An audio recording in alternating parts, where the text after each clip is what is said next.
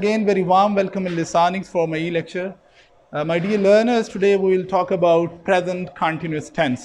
आज हम जिस tense के बारे में बात करेंगे, that is present continuous tense.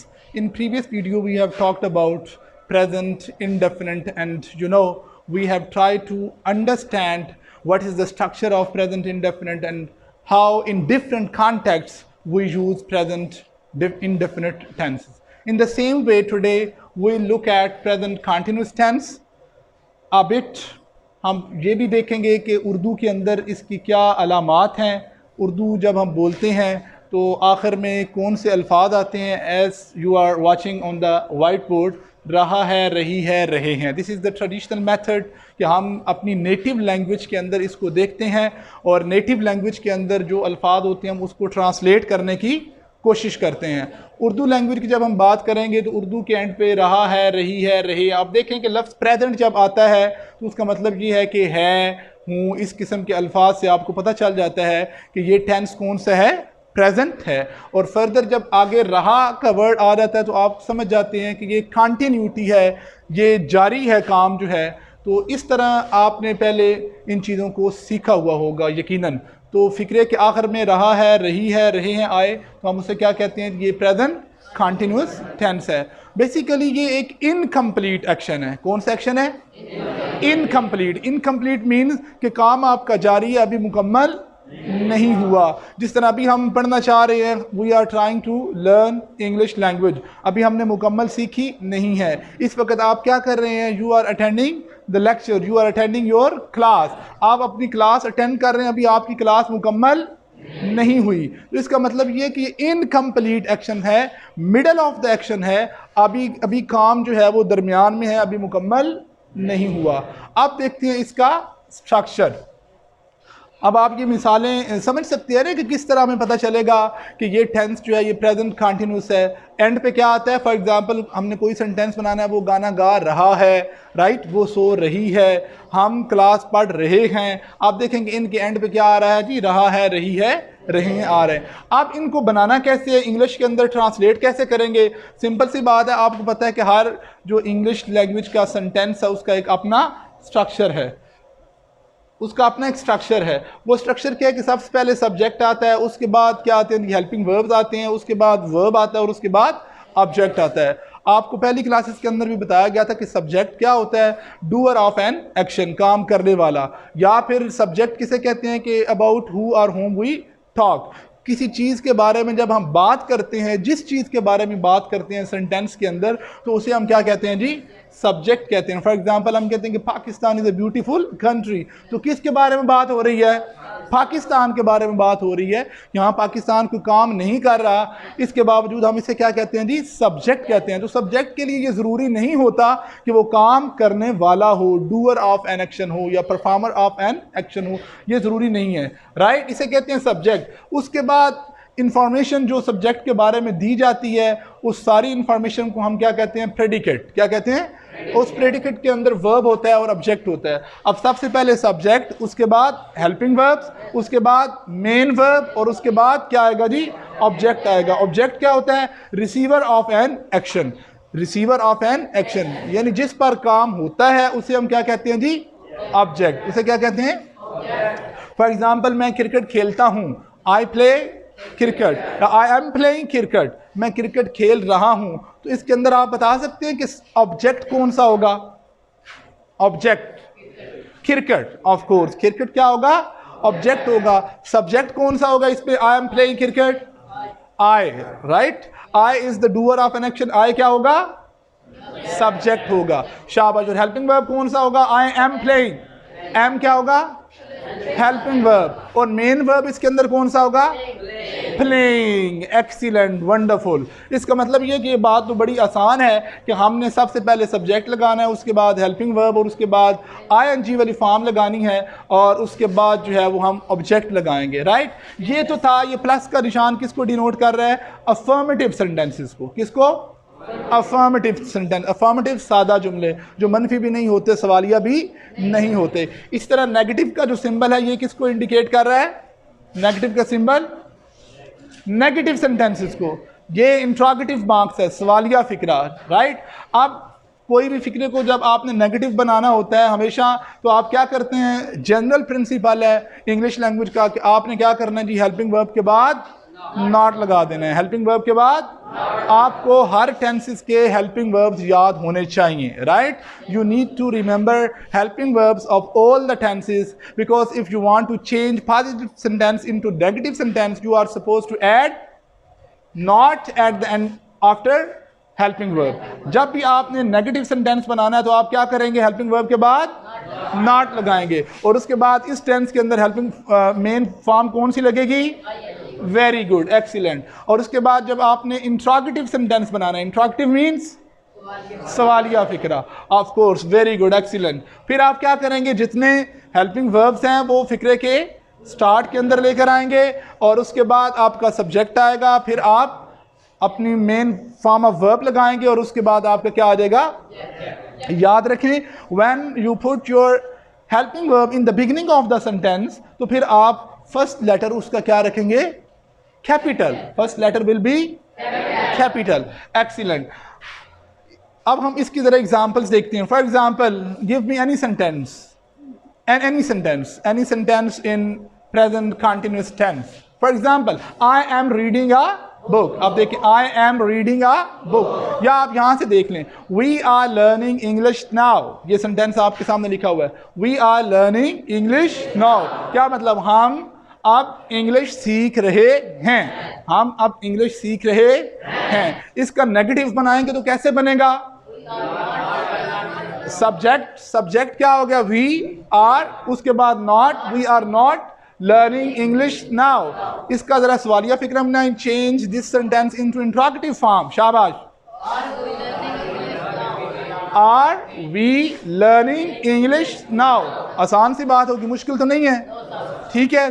अच्छा, अगर हमने सवालिया और नेगेटिव, इंट्रोगेटिव और उसके बाद जो है वो जो इंट्रोगेटिव एंड नेगेटिव सेंटेंसेस इकट्ठे बनाने हो, तो फिर हम क्या करेंगे, are we not learning English now. क्या हम अब इंग्लिश नहीं सीख रहे, अब क्या भी आ गया और नहीं भी आ गया, दोनों चीजें इसके अंदर आ गई। आप जो है, मुझे एक और मैं वर्ब आपको देता हूं, सिंग से जरा जुमला बनाएं, शाबाश, बनाएं।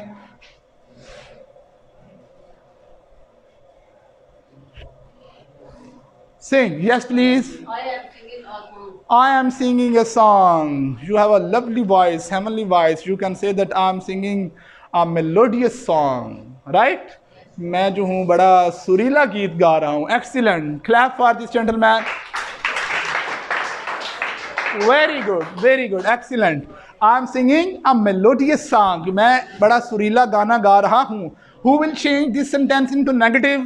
Negative में कौन change करेगा? शाबाश।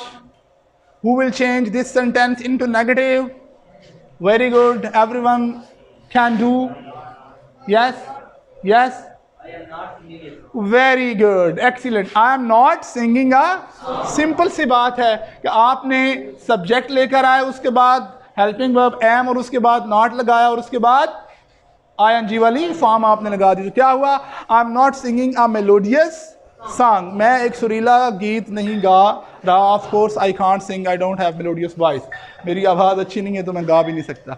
ठीक होगा जी। इसी सेंटेंस को आपने इंट्रोगेटिव में चेंज करना है। Who will change? Very good. Am I singing a song, excellent, good, wonderful, great job. ठीक हो गया जी। एम आई सिंग दोनों बनाने हो, कंबाइन करना हो, नेगेटिव भी हो और दूसरा भी हो, फिर कैसे बनाएंगे? शाबाश।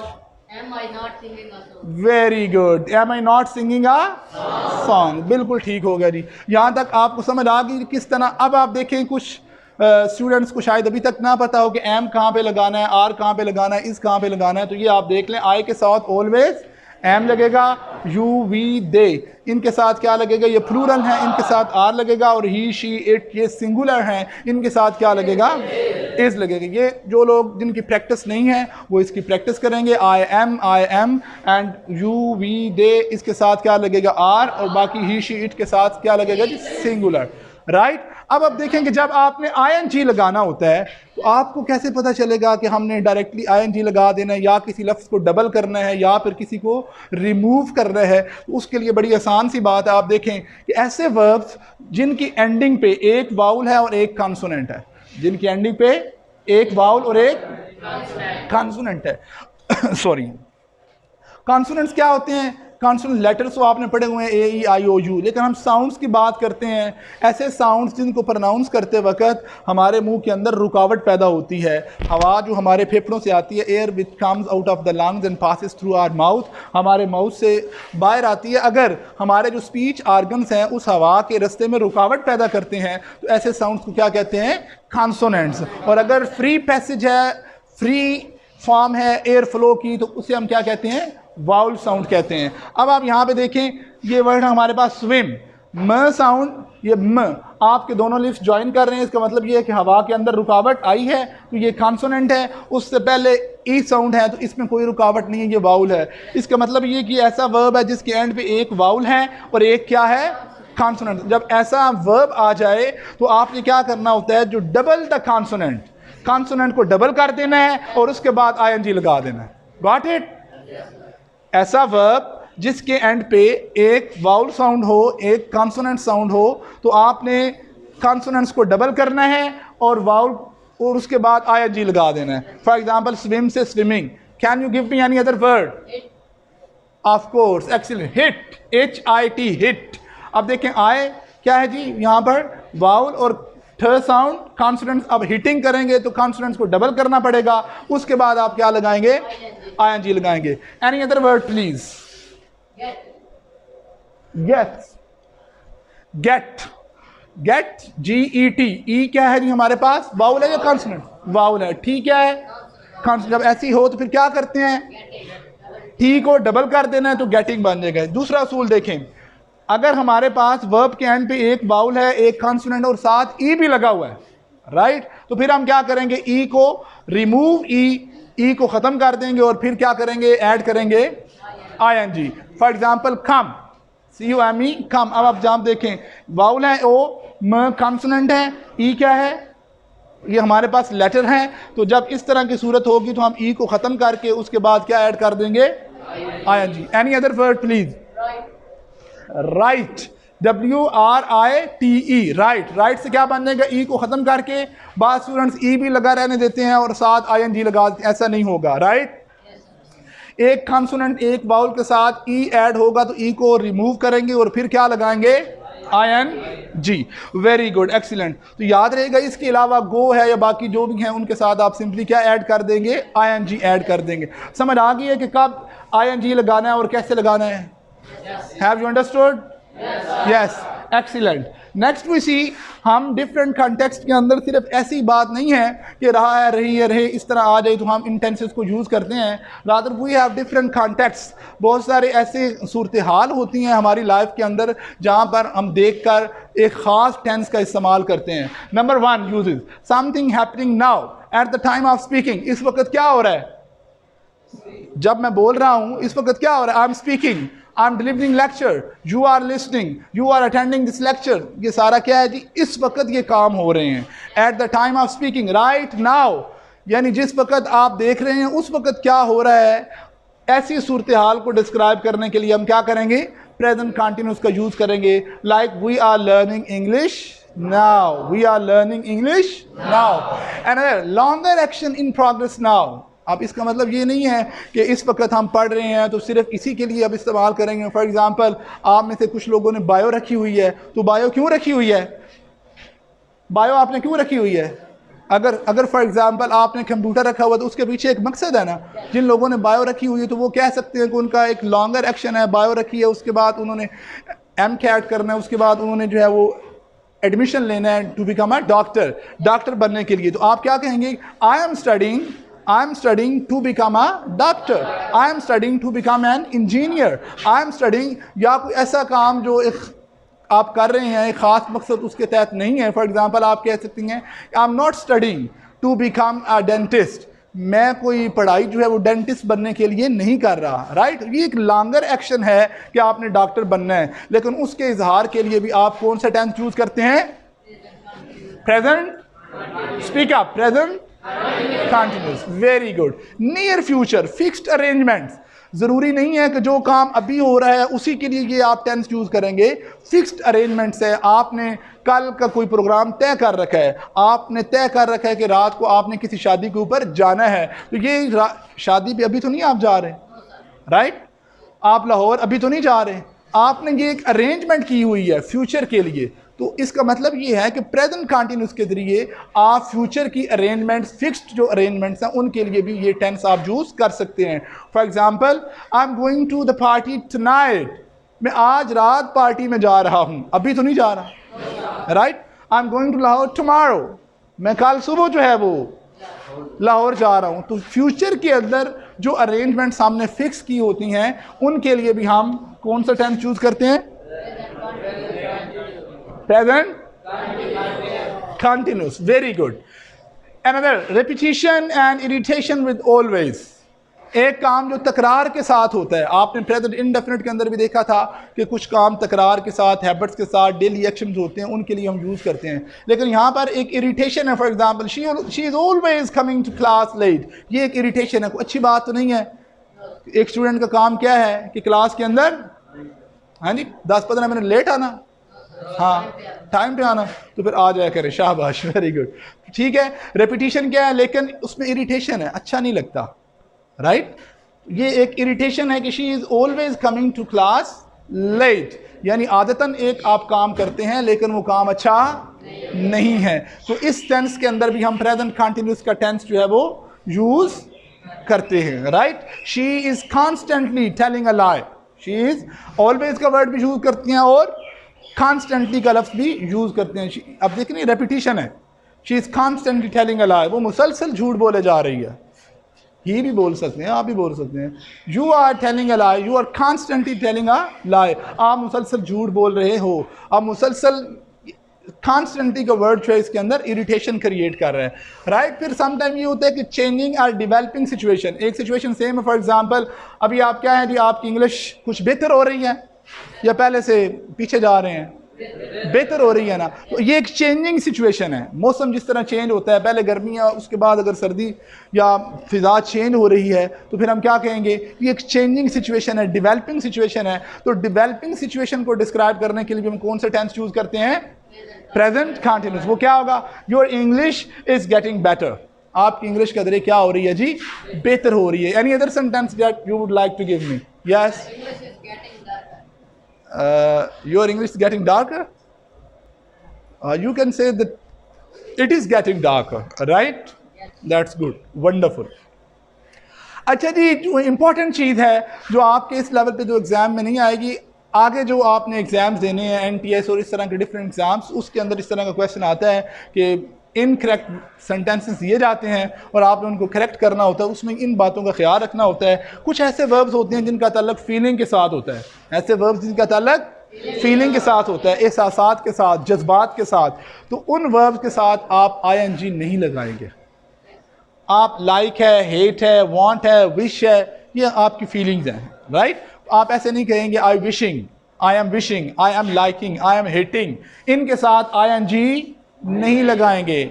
जो वर्ब्स ऑफ फीलिंग्स हैं इनके साथ बोलें ING नहीं लगाएंगे, वर्ब ऑफ फीलिंग्स के साथ ING नहीं लगाएंगे, राइट। तो इसके लिए आप प्रेजेंट सिंपल का टेंस यूज करेंगे, I like him, I hate, right, I want, I am wanting नहीं, आई एम लाइकिंग नहीं, आई एम हेटिंग नहीं, आई एम विशिंग नहीं, I wish, I wish. Got it? In the same way there are certain verbs which are related to possession. Possession, मलकियत जिसे आप कहते हैं, कोई चीज़ आपके पास है, belong, right? ऐसे नहीं कहेंगे I am belonging, I am belonging to that family, इस तरह नहीं कहेंगे। आप क्या कहेंगे? I belong to that particular family, कि मेरा ताल्लुक उस ख़ानदान के साथ है। Have, I am having नहीं करेंगे, I have a pen, I am having a pen, इस तरह नहीं ठीक होगा। ओन, ये भी मलकियत है, आई एम ओनिंग नहीं, I own this house, right, got it. तो ये कुछ, इसके अलावा और भी कुछ वर्ब्स हो सकते हैं, लेकिन इस लेवल के ऊपर एटलीस्ट आप ये याद रखें कि जिनके साथ ing नहीं लगाना है। These are exceptional cases, exceptions और ऑलवेज इन एवरी लैंग्वेज। हर ज़बान के अंदर एक्सेप्शंस होती हैं। एक्सेप्शंस कैसे कहते हैं कि एक जनरल रूल्स होते हैं, उनके ऊपर जो बात नहीं आती, यानी कुछ अलग से एक स्ट्रक्चर होता है, उसको हम क्या कहते हैं, एक्सेप्शंस। यानी ऐसे पॉइंट्स जो रूल्स के मुताबिक ना हों बल्कि वो एक स्पेसिफिक सिचुएशन के अंदर चेंज होते हों, ऐसी चीज़ों को क्या कहते हैं, exceptions. क्या कहते हैं? So there are always exceptions in every language. This is all about present continuous tense. आज हमने क्या सीखा है? First of all हमने देखा है कि रहा है, रही है, ये अलामात हैं। उसके बाद हमने देखा है स्ट्रक्चर होता है जी, पॉजिटिव, नेगेटिव एंड इंट्रोगेटिव। और सम टाइम अगर WH वर्ड्स हों, WH से क्या मुराद है? WH words what, where, when, why, who, right. जब इस तरह की बातें आ जाएं तो फिर हम WH वर्ड स्टार्ट में रखते हैं, राइट, और उसके बाद सारा स्ट्रक्चर जो है वो इंट्रोगेटिव सेंटेंस का होगा। For example, you are doing your work, तुम अपना काम कर रहे हो। Are you doing your work, क्या तुम अपना काम कर रहे हो। अगर हम कहें कि व्हाट आर यू डूइंग, तुम क्या कर रहे हो, तो व्हाट क्या है जी, स्टार्ट में आएगा। हाउ आर यू डूइंग, तुम अपना काम कैसे कर रहे हो। Why are you doing your work, तुम अपना काम क्यों कर रहे हो। तो फिर क्या होगा जी, ये WH वर्ड स्टार्ट में आएंगे। उसके बाद जो सेंटेंस का सीक्वेंस है वो क्या होगा, इंट्रोगेटिव। एक्सीलेंट, ठीक हो गया। उसके बाद हमने देखा कि these are different context in which we use present continuous tense. Thank you so much. अब हार्ड वर्क करें। Hard work in right direction is the key of success. सिर्फ हार्ड वर्क नहीं है कि आपको पता ही नहीं है कि जाना किस तरफ है और आप दौड़ते रहें, भागते रहें और आप समझें कि हम अपनी मंजिल पर पहुंच जाएंगे। आप मेहनत तो कर रहे हैं, भाग भी रहे हैं, अपनी एनर्जी भी एग्जॉस्ट कर रहे हैं, लेकिन एनर्जी एग्जॉस्ट कर रहे हैं, आपकी डायरेक्शन ठीक नहीं है, राइट।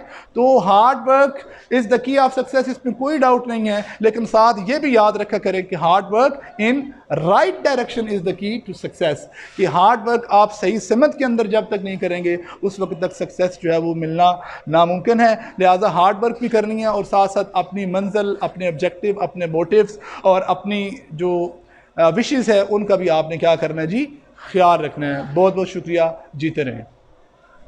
बंद कर दूं।